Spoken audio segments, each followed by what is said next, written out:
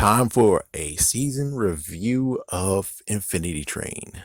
Apparently, yeah, book four. Yes, book three is somewhere buried, so don't hold it against me. You feel like paradise under feature visual tonight. Ah, it's like sorry, Britney Spears, man. Britney Spears is addictive. Anyway, so this whole entire anyways, watch or don't watch, like or don't like. I think it actually was a good one. It definitely actually hits some good points of being like, well, if you need to learn the lesson, this is a good one to do. It's like, yeah, especially I think like when you have the kids, the kids need to learn and you're like, oh well, I need a babysitter. It's like, yeah, just put Affinity Train on and there you go. It's like you got your babysitter and they'll learn lessons. uh, anyways, I like it. I mean, it wasn't as edgy as it previously was because yeah, the third one got extremely dark, but it's still as fun as it usually is. So anyways, let's just run through the whole entire story. And of course, if you want to watch for yourself, please do definitely do it officially, even though it's by HBO Max. And notes when I was doing it, which I think I'm gonna have to delete those, but it's like I'm tempted to actually leave in the times where it's like I was watching the damn show, and then you have this dumbass lady over here, or sorry, dumbass woman over here, who's just kept on talking up a storm, thinking I was blind. And it actually happened from episode 3 all the way to episode 8. So I had to deal with her ass, and it's like, hey, remember when girls thought it was funny to do mansplaining? Well, she was womansplaining. She was womansplaining. We found the opposite, boys and girls. We found the opposite of it, and it sucks. It's like, I didn't ask you to explain it to me. Well, she's still doing it.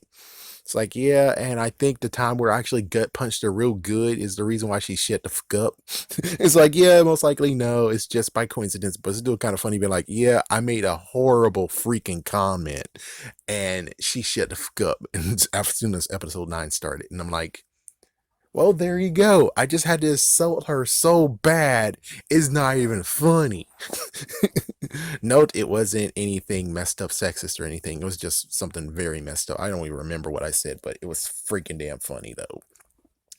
Anyways, so the story goes with two guys. Crap. Now the freaking names are sliding from my hands. No. Shoot. But anyways, yeah. I know it was Min G and also the other dude. Let's just do that. It's like, sorry, folks. It's like, yeah, it's just swept out of my hands, even though it's like, dang. So basically, they actually were creating a rock band even as kids, and eventually the thing happened where it's like they were gonna do a concert, which they shouldn't have done, but they had to do it anyways, and freaking Ming ran for it. Yeah, Ming G actually just ran for it, and it's like, what the frick, dude? Yeah, and then after that, he just go instead of doing what he wants, what he enjoys. His anxiety made him run for it. And since his anxiety made him run for it, dang, that's one thing that sucks. It's like I get the excitement and stuff, and I get you don't know how to actually interpret. Either you go for it or you run away from it. And it's like, yeah, so he decided to do some stuff that he wanted to do instead of going with his friend and be touring Canada, which I think they are from Canada, and then eventually leading up to New York. His friend did it all by himself, and Ming actually decided to just work at a restaurant and eventually get to the point of where he has enough money to go to college, question mark. It's like, yes, he wanted to go to college, but I have no idea if he actually raised enough money for it, because college is hard as fuck. But considering even at the end of it, it's like, do you have a cassette tape? That means it's in the 80s. So tuition of college in the 80s was pretty decent. I mean, you're able to actually make it if you did a decent amount of work. That's freaking awesome. These days, or when I went, it sucked. It sucked so bad that I have, it's like, yes, personal note, but I have like 75,000 of debt to pay. Yeah, and I only just made like what, 1,000 of it gone. It was 76, now it's 75. Yes, it's messed the frick up. So basically, his friend went through hard times. He eventually actually not sold the van that his dad gave him. He gave the van away to his girlfriend, now ex-girlfriend, who's a jerk ass, and left him at the freaking damn gas station. When it's like, couldn't you at least do him a solid and put him at the freaking damn bus stop? What the fuck is wrong with you? Apparently, yeah, she sucks ass. So then he returns and he actually confronts his friend. He took his friend's key so he can't lock up from his work. And they went into a freaking train together, or subway station. And well, lo and behold, the Infinity Train found him. He threw the keys in the Nexus. He jumped in the Nexus. G had to jump in the Nexus because, well, the damn keys. It's still kind of funny where it's like, in the end, though, he left those keys in the freaking dimension. That's really funny where it's like, damn, that sucks. Hey, at least it wasn't a establishment that needs to get freaking robbed, in quotations needs, but it's not really needs. It's more like it wasn't actually worth robbing. So that's the good news of it not being locked up. It's not worth robbing anyways. I mean, if it was like a pawn shop or a store, oh yeah, it'll get robbed. But it was just nothing but a novelty diner. Like someone will actually go in there and rob. Well, can't say that because, well, don't forget about Pulp Fiction. It's like, yeah, oh fuck. It's like, yeah, don't forget about Pulp Fiction when they actually did do the same exact shit. Okay, anyways, anyways. So they got stranded there, and apparently, by context, I think this is the protocol before everything, all hell broke loose. So I would have to figure in, hopefully you don't hear the background, because if so, I'm going to throw this damn phone. But anyways, it turns out that season 4 might be actually season 1 question mark in the timeline, which means that we get to see the before times in a long ago, where it's like when 1-1, and apparently there was also 2-2 and 3-3.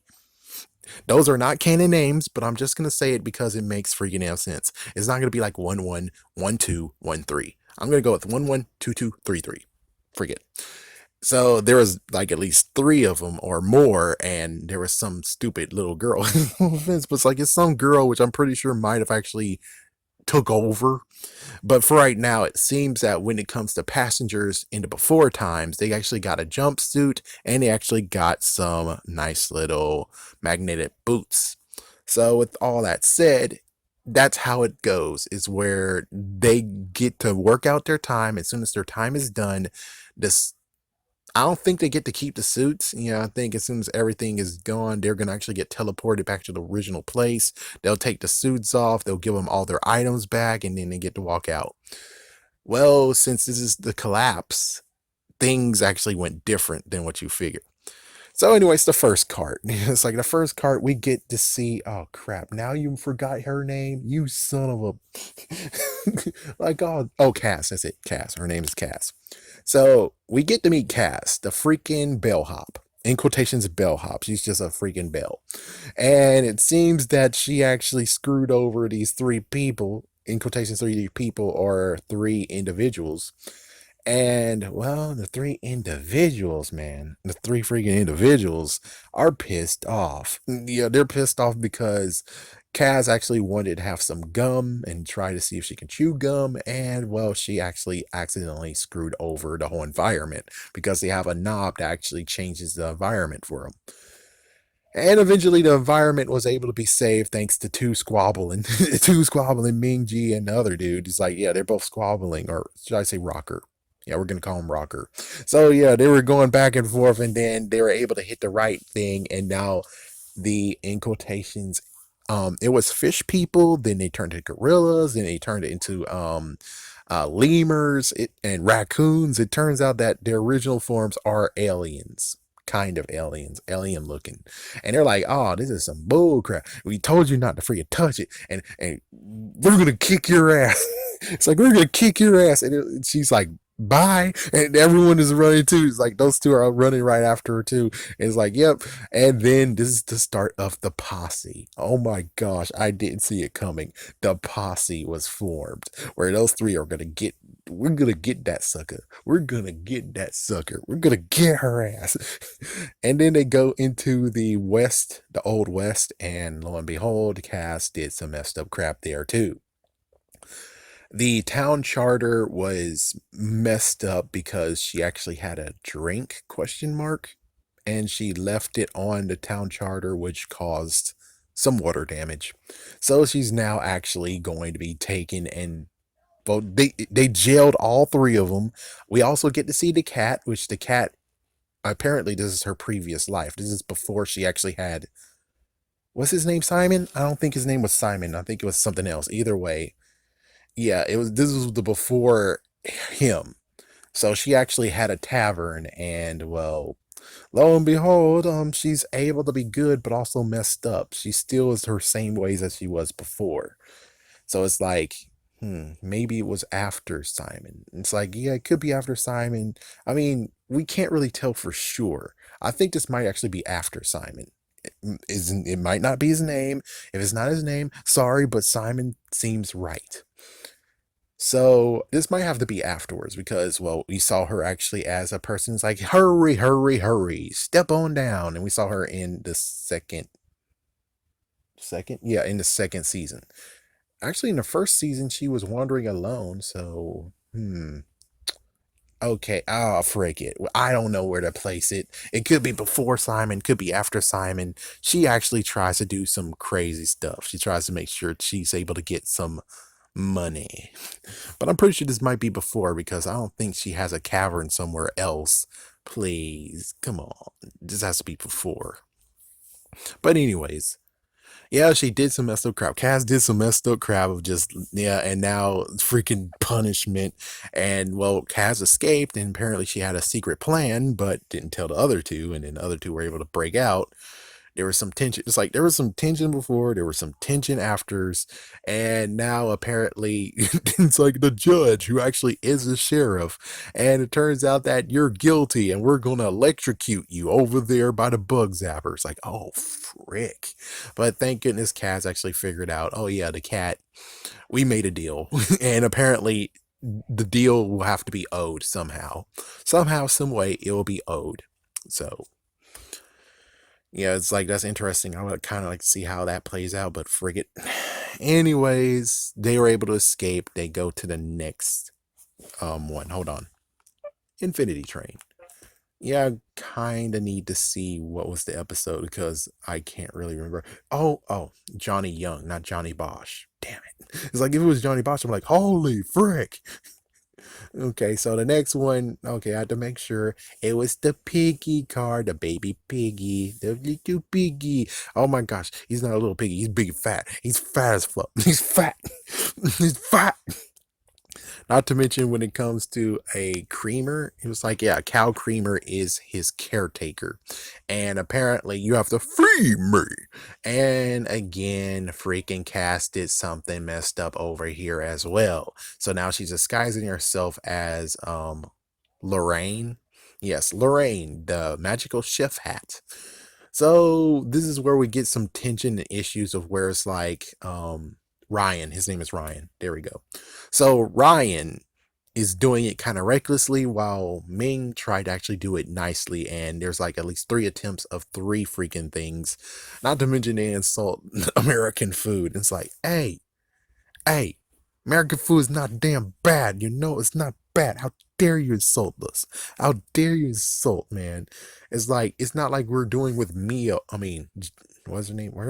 I think her name was Mia. Yeah, the freaking Pink Ranger from Power Ranger Samurai. Oh hell no! It's like if you're eating her cooking, oh shit. And oh wait, don't forget. Oh wait, that doesn't count. I was like, what about Ty's mom? But it's like, no, that's Japanese, dude. It's like, yeah, that doesn't count. That's Japanese. That's freaking Japanese cooking over there. It's like, yeah, and note, the Pink Ranger technically was from Japanese descent in the first place. The original character couldn't cook either, so it's like, Japan, Japan. We don't have anyone yet who actually made something messed the frick up and actually is American bound. So whoever wrote that book is a completely nut job. Yeah, it's a complete nut job. But anyway, so the piggy is hungry, and it turns out that Cass, after being revealed as Cass, there is a butter shortage, and it turns out the reason the butter shortage is Cass. Cass did the butter shortage. You jerk ass. It's like, you jerk ass. You ate butter? Ugh. Oh my gosh. Who was the idiot? Who's the gross bastard who did it? It's like, yeah, it was Richard Watterson who did it, but it was someone else. Who else did it where it was like, yeah, we have butter and we swirl it around with sugar? Ta-da. Ew. Ew. Ew. But anyways, they eventually got to a decent part of where they cooked something good. The piggy ate it, and the piggy's like, I want more. And then the cow's like, you did a good job, but he wants more, so make another one. It's like, what the frick? It's like one dessert. It was just one freaking dessert. That's all we said. One dessert. So apparently the freaking door is actually in the mouth of the piggy. Oh, what the frick? In the mouth of the damn ass piggy. So they had to jump into his mouth so they can escape. Next one is the freaking Astro Curie car. So you have freaking astronauts, and you have a nightclub guy, and they're all dressed as astronauts. And it turns out some of them are actually might be dead or accursed freaking costumes. I don't freaking am know. And this is where you have some butting of heads, where it's like, yeah, at this point we have some issues of where it's like 2 steps forward but 2 steps back. Yeah, because it's like they did good. The freaking time on their freaking hand rolled back. But thanks to Ming, it's like Minji, which is usually Minji on this case. His freaking attitude rolls it right back up to 202. And apparently 202 was the cap at one point. Yeah, but of course, considering everything is crashing down and there's no actual system, it used to be 202 was the cap. That was the one that's the highest thing you can get. But of course, as we can see, it goes even longer. Many times we see it goes longer. But it's like, yeah. So anyways, yeah, Minji actually did some issues here. It's messed up to where it's like it rolls back up yet again. But hey, they were able to disguise themselves after the freaking issue of Spunky. You know, because I saw the green slime, and the green slime reminded me of Spunky. Spunky! Spunky! You know, the pilot slash, I think, 4th episode of Rocko's Modern Life. Yeah, with that green slime. Oh, yeah. That reminded me so much of that. It was not even funny. It's like, it reminded me so much of that. It's so not even funny. So they took some empty or haunted astronaut gear. Well, they took the helmet and they took the boots, and they walked in there and said, we're the rock group. And then there you go. He let them in. I think that's it. I think, yeah, that's basically it that happened that one. Then we have the party car where it turns out that, oh wait, no. First things first that happened is that I think it was 1-1, but I doubt it was 1-1. But either way, one of those actually came and said, hey, how you doing, guys? There's some freaking stuff that we have to do stuff. So here's all your stuff back. It's like, here's all your stuff back, and yeah, have fun. See ya. And now it's the party car where it turns out that yeah, it's not really a posse yet. It's like, yeah, the posse is growing now. The posse is growing. But anyways, um it turns out that Cass does not have some good friends, because the friends kept on dogging her, saying, oh, you don't do anything right. Oh, you're so stupid. And it's like, man, y'all guys suck. It's because the band was supposed to play, and then yet again, Ming Ji, for the second time, froze up and didn't show up, and he had no choice but to kind of cancel it. But then they had a concert in the restroom area. And no, it was kind of funny where they did have the restroom area, and well, no one told him, and he actually was stripped naked. Well, stripped to his bare necessities, so he can actually put on his suit, because they got to have their street clothes back on. They got to have their street clothes back. So, anyways, next one is the art gallery. And the art gallery, oh my gosh, that was crazy. A haunted art gallery museum. Haunted Art Museum. Sorry. All right, so yeah, this one's actually brings things to a head too, and Ming Ji actually has a freaking issue, like big issue, and well, Ryan figured out things. Ryan actually figured it out that the door was hidden and he was able to get out there. You got the freaky hand freak, the hand freak, and it's like, what the freak is you doing, man? And well, Ryan was able to go home. He could have go home if he wanted, but he's like, no, not without him, not without my friend. So he stayed. Meanwhile, Ming Ji thinks he abandoned him, but it's more like, no, the cart's a jerk ass, you know? It's like, unlike many other carts, sometimes there's carts that actually let you go out, but say, okay, well, you're out, so go to the next car, dude, or go home. It's like, yeah, but I have someone there. No, no, no. We're not gonna allow you to interfere with this guy. It's like he has to learn how to get out of there too. So he feels kind of abandoned, and that's like, oh damn, that sucks. It's like, yeah, it's like that really actually caused some messed up turbulence. Then we finally get to Kaz's place because that was the idea, is going to Kaz's place, and apparently it's spelled Kez. Oops, I would have spelled it Caz. So oopsies. But anyways, yeah, the idea was the destination was to get to her house, and we do. And Jeremy, was it Jeremy or was I mean, she had a girl name. It's like it was a girl name. It's like, what the frick? Hold on, let me check. They don't even tell me. It's like I have to remember her name. It's like, freaking dang it. It's like, yeah, it turns out it was a her, not a him. It's like, oh. So her house, the place that she lives, has a maze in it. And it's like, oh, great, this sucks. So yeah, it's like, and it's kind of weird looking at this book thing where it's like the Mega Maze cart and the Castle card. That's the same card though. So that doesn't make sense. Illogical, illogical, illogical, illogical. But anyways, this is where we find out that the posse was forming and they all came to come kick freaking Kaz's ass. You know, so now you have the three dudes who apparently have parkas because they want to go on a ski trip. You have the freaking sheriff, aka now the judge. You have Big Fat Baby, aka Big Fat Pig Baby. You have his um caretaker, she's there too. And you have the freaking astronaut bouncer. Apparently he lost his job because of them, and he has 14 kids to actually feed. It's like, oh shoot. It's like, yeah, I was like, why are you here, man?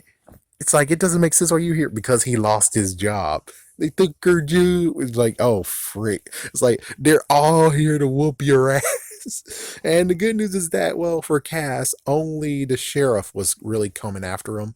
The other two had to deal with the rest of them. Cass and Ming. Ming Ji actually has to deal with everyone else. And it's like, oh, that sucks. And I thought they all got knocked the frick out and defeated, but no, it turns out that they're still okay. They just got knocked out, except for the sheriff who got yeah, but he's still okay too in a later freaking episode. It's like, oh, what the frick?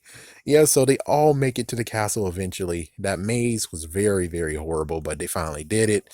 And as soon as they did it, we get into this thing of where the roommate was not a person, it was actually the castle itself. And it's like, what the frick? Yeah, and turns out the castle had hard feelings because Jeremy was there for 5 years, and well, since he actually figured out, he left, and that broke her heart because he was more than just a passenger for her. He was actually a friend. He was actually someone who took care of her. Like he fixed her when she was actually breaking down. It's like, oh well, shoot. Yeah, and she blamed Cass for it, and the reason why Cass was bringing those two there was because, well, kind of replacements. Kind of replacements. And Cass thinks it's all her fault and she's actually responsible for this, but it's like, no, that was a good thing. You freed Jeremy of being here for 5 years. You freed him. That wasn't bad. But of course, well, at this point, the freaking yeah, because things have went very, very wrong. So now, remember when I said there was an overthrow, that now things have gone crazy? It looks like 1-1 and 2-2 and 3-3. There, I'm pretty sure that should have been like 2-2 or 3-3. One of them actually came to him and said, okay, well, you guys have to fend for yourselves now. Here's everything you guys had and stuff. And well, let me unlock you from these magnetic boots that we gave you. And then it tried to fly away and then it self-destructed. Oh, what the hell? Yeah, so, and then the freaking numbers decided to go crazy and it's still at 202. But this time, most likely that just means that guess what? If you actually do something bad and you revert, that means that now you go even further than 202. Oh, what the fuck? But good news is that they didn't actually relapse. That's the good news. The bad news is that, well, Ryan has just went insane. He had a true mental breakdown where he didn't eat for like a few days. But then finally they figure stuff out and they're like, well, what happened to Jeremy? And of course, like I said, Jeremy was someone who has been there for 5 years. He finally figured out what he needed to learn and he actually went free. And then the castle got freaking pissed off. It went pissed off and crazy. And then all of a sudden, now we get to the point of where it's like, dude, where it's like, oh, frick. Yeah, because the castle's like, okay, well, fine, fuck all y'all. Hey, posse, looks like you're still alive here. I'm lowering the bridge. Oh, yeah, the funniest part about the 9th episode was the fact, or 8th episode, is the fact that the bouncer was able to get to the castle and he had the rope. And then he's like, we're the band. And he opened it again. He opened it again. But it's like, I don't know. It's like, in this case, he kind of should be pissed off at all three of them, but I guess this is his new job now, question mark. It's like, I don't freaking know. Like, I don't freaking know. But the 10th episode, it gets very crazy where it's like, but the good news is that unlike what happened with, of course, Monty Python and the Holy Grail, where we get to the climax of where, all right, the French are going to get their ass whooped. Yeah. That was promised. That was in quotations promised to us. This one, it didn't promise that there will be fighting. There will be promise of a beat down. All it is just that, oh my gosh, the posse has them cornered. And then all of a sudden, Cass is like, I'm sorry.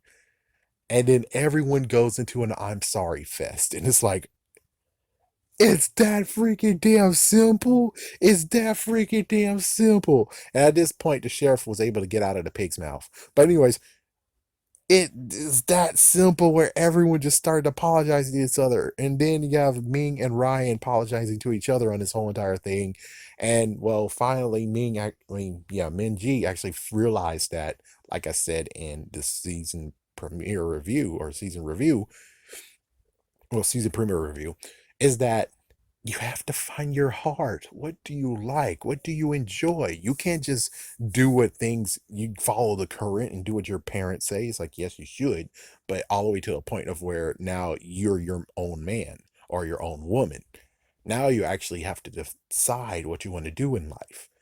And you have to find something that you enjoy and nothing that you're just getting forced into. He was being forced to turn into like a tax person or a accountant, but personally, he actually wants to be a musician.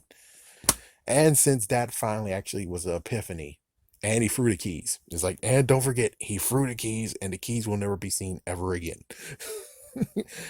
Yeah, as soon as he did it, now the freaking the door opened for him.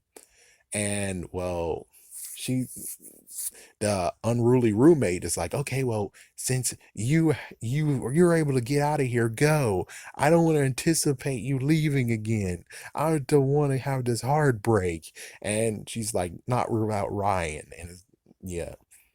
And he knows at this point that Ryan actually got his door too, but he waited for him. He's like, not without him. So, well, remember the dial from way back when? Well, they actually made it portable and now they're able to do what Ben 10 does.